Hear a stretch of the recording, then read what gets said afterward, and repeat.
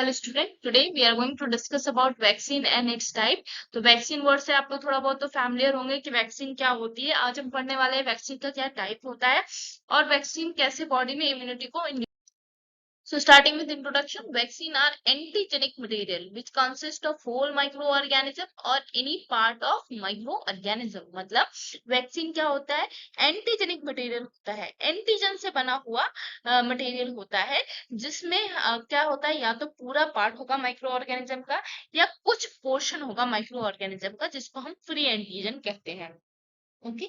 अब सबको पता है कि जो वैक्सीन होती है वो सेम एंटीजन से, सेम माइक्रो ऑर्गेनिज्म से बनी हुई होती है। आगे हम लोग देखेंगे कैसे बनती है ये वैक्सीन। Is immunobiological preparation. इसको इम्यूनोबायोलॉजिकल प्रिपरेशन क्यों कहा गया है? Immuno means here means immunity, biological means होता है माइक्रो ऑर्गेनिज्म, इसीलिए इसको इम्यूनोबायोलॉजिकल प्रिपरेशन बोला गया है। दैट प्रोवाइड स्पेसिफिक इम्यूनिटी या प्रोटेक्शन अगेंस्ट गिवन डिजीज। ये क्या करेगी? एक स्पेसिफिक इम्यूनिटी प्रोवाइड करेगी। स्पेसिफिक इम्यूनिटी क्या प्रोवाइड करेगी कि यहाँ पे जो माइक्रो ऑर्गेनिज्म रहेगा, सपोज कि हमने बीसीजी का वैक्सीन दिया किसी पेशेंट को, तो वो बीसीजी वैक्सीन क्या करेगी? सिर्फ और सिर्फ ट्यूबरक्लोसिस के अगेंस्ट ही इम्यूनिटी प्रोवाइड करवाएगी। वो किसी टिटनेस के अगेंस्ट नहीं, किसी टाइफॉइड के अगेंस्ट नहीं, किसी अदर डिजीज के अगेंस्ट कोई इम्यूनिटी नहीं प्रोवाइड करेगी। स्पेसिफिक इम्यूनिटी प्रोवाइड करेगी, स्पेसिफिक किसी कंडीशन के लिए, स्पेसिफिक डिजीज के लिए यहाँ पे इम्यूनिटी प्रोवाइड करवाई जाएगी। ओके। नेक्स्ट है it they provide artificial active immunity. जब मैंने इम्यूनिटी के टाइप पढ़ाया था तो मैंने बताया था कितने कौन कौन से टाइप की इम्यूनिटी होती है, तो वहां से आप पढ़ सकते हैं कि इम्यूनिटी क्या होता है। तो एक ऐसी इम्यूनिटी प्रोवाइड करवाती है, आर्टिफिशियल एक्टिव इम्यूनिटी प्रोवाइड करवाती है होस्ट सेल को, और बॉडी के अंदर जाके ट्रिगर करती है humoral and cell mediated immune response को। ये वर्ड अगर आप ये वीडियो पहली बार देखेंगे तो आपको टफ लगेगा, इसीलिए मैं आपको रिकमेंड करूंगी कि पहले वाली वीडियोस को एक बार जरूर विजिट करें, जिसमें मैंने ये रिस्पॉन्स के बारे में पढ़ाई, humoral and cell mediated response के बारे में डिस्कस किया हुआ है। ओके। नेक्स्ट है वैक्सीन में भी वेरियस टाइप, ये बहुत सारे टाइप पे बेस्ड हो सकती हैं। किस बेस पे इसको हम कैटेगराइज किया? मेथड ऑफ प्रिपरेशन के बेसिस पे हमने कैटेगराइज किया, मतलब वैक्सीन को कैसे बनाया गया है, वैक्सीन किस तरीके से बनी है, उस बेसिस पे हमने वैक्सीन को कैटेगराइज किया है। जिसमें हमारे लाइव एटीन्यूएटेड वैक्सीन होती है, इनएक्टिव या किल्ड वैक्सीन होती है, टॉक्सॉइड या सब यूनिट वैक्सीन होती हैं, ये सारी वैक्सीन होती हैं। फॉर्मेशन के बेसिस पे इनको कैटेगराइज किया गया है basically. Next, live attenuated vaccine. पहला है हमारा लाइव एटीन्यूएटेड, नाम से पता चल रहा है लाइव एटीन्यूएटेड मतलब जिंदा वैक्सीन है यहाँ पे। तो इसमें क्या है?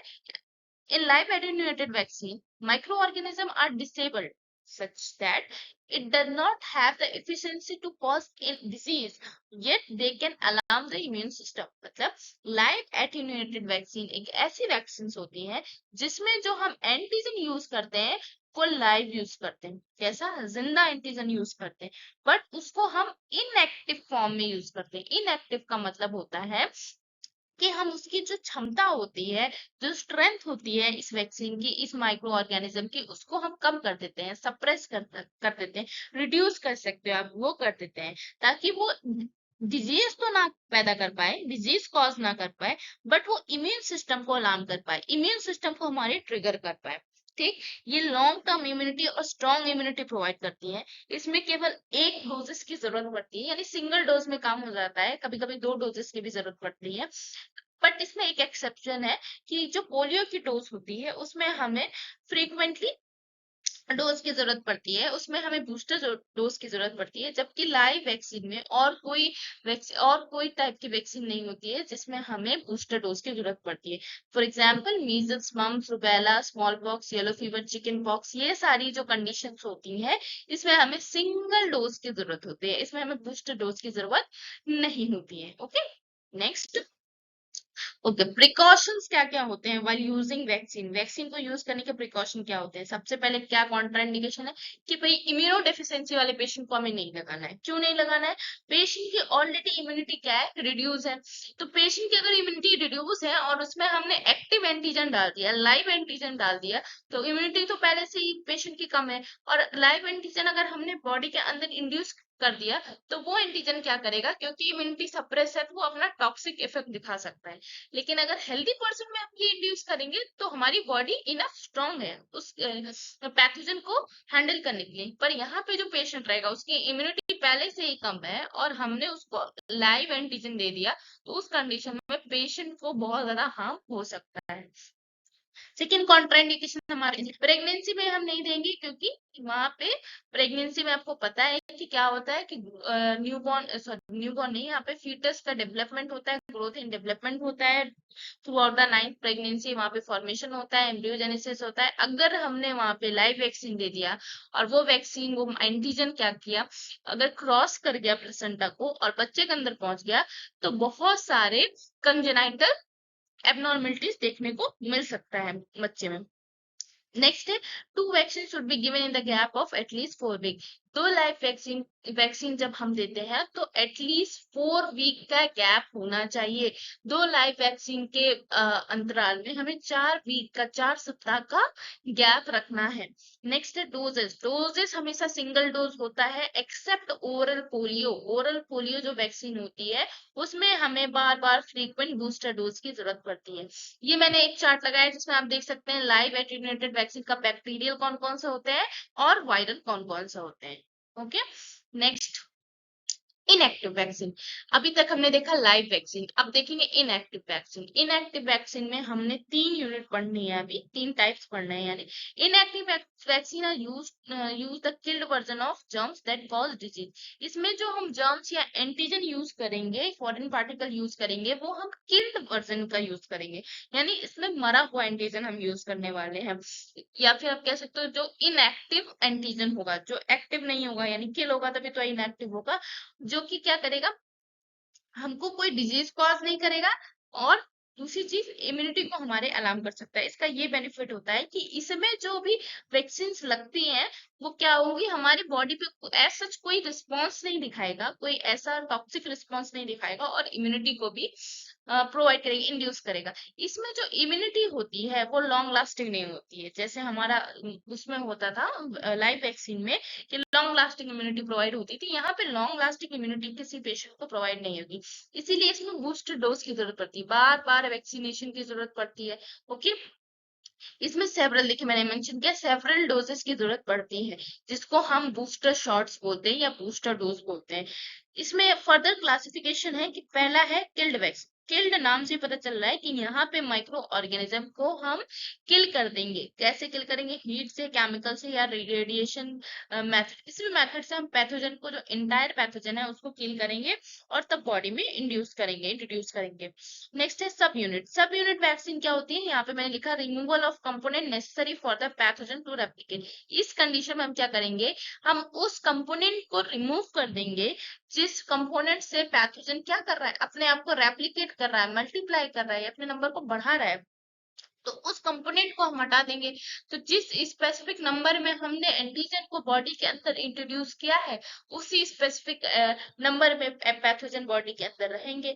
और हमारी बॉडी क्या है, क्योंकि हेल्दी बॉडी है, यहाँ पेशेंट बॉडी नहीं है, इसलिए यहाँ पे जो भी एंटीबॉडीज का फॉर्मेशन होगा वो जल्दी ही क्या करेंगी, जो भी एंटीजन डाला है हमने बॉडी के अंदर इंट्रोड्यूस किया है वो न्यूट्रलाइज हो जाएगा।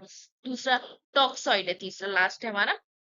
टॉक्सॉइड वैक्सीन क्या होती है, अब सबको पता है कि जो भी एंटीजन होता है, एंटीजन के अंदर क्या होता है, टॉक्सिन प्रेजेंट होता है। अब ये टॉक्सिन क्या करेगा, जब बॉडी के अंदर जाएगा तो टॉक्सिसिटी क्रिएट करेगा। एक्चुअली एंटीजन क्या करता है, एंटीजन बॉडी के अंदर जाता है, लेकिन काम कौन करता है, जो उसके अंदर पॉइजन प्रेजेंट होता है, टॉक्सिन प्रेजेंट होता है, वो एक्चुअल इफेक्ट दिखाता है।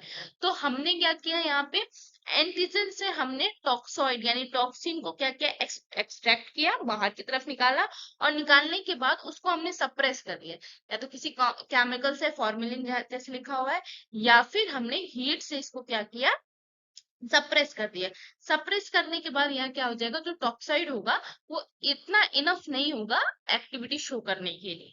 तो वहां पे भी क्या होगी, टॉक्सॉइड वैक्सीन अपनी इम्यूनिटी प्रोवाइड कर सकती है, वहां पे भी इम्यूनिटी हमारी इंड्यूस होगी। बेसिकली इम्यूनिटी क्यों डेवलप हो रही है, क्योंकि कोई भी माइक्रो ऑर्गेनिज्म अपना टॉक्सिन रिलीज कर रहा है हमारी बॉडी में, उसके अगेंस्ट टॉक्सिसिटी टॉक्सिक इफेक्ट ना हो, इसलिए हम इम्यूनिटी डेवलप होती है कि नेक्स्ट टाइम कोई माइक्रो ऑर्गेनिज्म आए तो इतना प्रोसेस ना हो। जब इम्यून रिस्पॉन्स हमने देखा था तो उसमें देखा था कि माइक्रो ऑर्गेनिज्म आ रहा है, हमारी जो फेगोसाइटिक सेल है उसको फेगोसाइटोसिस की प्रोसेस कर रही है, तो वो कन्वर्ट हो रही है एंटीजन प्रेजेंटिंग सेल में। उसके बाद वो ट्रिगर कर रही है हमारी टी सेल्स को, टी सेल्स वहां से मेमोरी सेल्स बना रही थी, फिर मेमोरी टी सेल्स वहां से बी सेल्स को एक्टिवेट करी थी, तब बी सेल्स प्लाज्मा को एक्टिवेट करके वहां से क्या कर रही थी, एंटीबॉडीज का फॉर्मेशन कर रही थी, जो कि हमने उधर पढ़ा इम्यून रिस्पॉन्स में हमने देखा है, आप उसको विजिट कर सकते हैं एक बार फर्दर आपकी नॉलेज के लिए। तो फिर ये फर्स्ट टाइम का प्रोसेस था। अब दूसरी बार जब माइक्रो ऑर्गेनिज्म आएगा तो इतना समय लेगा, बॉडी बॉडी अगर इतना समय लेगा तो फिर से ये प्रोसेस होने में कितना टाइम लगेगा, फिर से सेम प्रोसेस होगा और उतना टॉक्सिक इफेक्ट दिखेगा। इसलिए उसको प्रिवेंट करने के लिए हम पहले ही एंटीजन वैक्सीन को डाल देते हैं बॉडी में, ताकि पहले से ही इम्यूनिटी डेवलप हो जाए, पहले से मेमोरी सेल डेवलप हो जाए। एक्चुअली यहाँ पे मेमोरी सेल डेवलप हो रही थी, वो मेमोरी सेल इस एंटीजन को पहचान लेगी, और जब दोबारा सेम एंटीजन बॉडी के अंदर आएगा तो क्या होगा, जो एंटीबॉडी पहले से बनी हुई है उस एंटीजन के अगेंस्ट वो तुरंत से रिलीज हो जाएगी और एंटीजन न्यूट्रलाइज हो जाएगा। होल कॉन्सेप्ट ऐसे होता है इसका। नेक्स्ट क्या है, नेक्स्ट मैंने ये चार्ट लगा रखा है जो वैक्सीन का एग्जांपल है यहाँ पे किल्ड वैक्सीन का और टॉक्सॉइड सब यूनिट, तीनों का मैंने यहाँ पे चार्ट लगा रखा है। यहाँ से आपको क्लियर हो जाना चाहिए कि वैक्सीन कैसे काम करती है, यानी कोई भी वैक्सीन को अगर हम इंट्रोड्यूस करते हैं तो सबसे पहले वैक्सीन क्या करती है, वैक्सीन टॉक्सिक इफेक्ट नहीं शो करती है बॉडी पे, मेमोरी को जनरेट करती है, ताकि दूसरी बार कोई सेम माइक्रो ऑर्गेनिज्म आए तो उसके अगेंस्ट एंटीबॉडी का इमीडिएट एक्शन हो सके, फॉर्मेशन हो सके, प्रोडक्शन हो सके। नेक्स्ट ये स्पेसिफिक होती है, हर एक एंटीजन का एक स्पेसिफिक एंड वैक्सीन होता है। ये जनरलाइज नहीं होती है कि हमने एक वैक्सीन लगा दी तो सारी बीमारी के लिए काम आएगा, नहीं। एक वैक्सीन सिर्फ एक बीमारी के लिए होता है। ये सारे कुछ इसके फीचर्स हैं।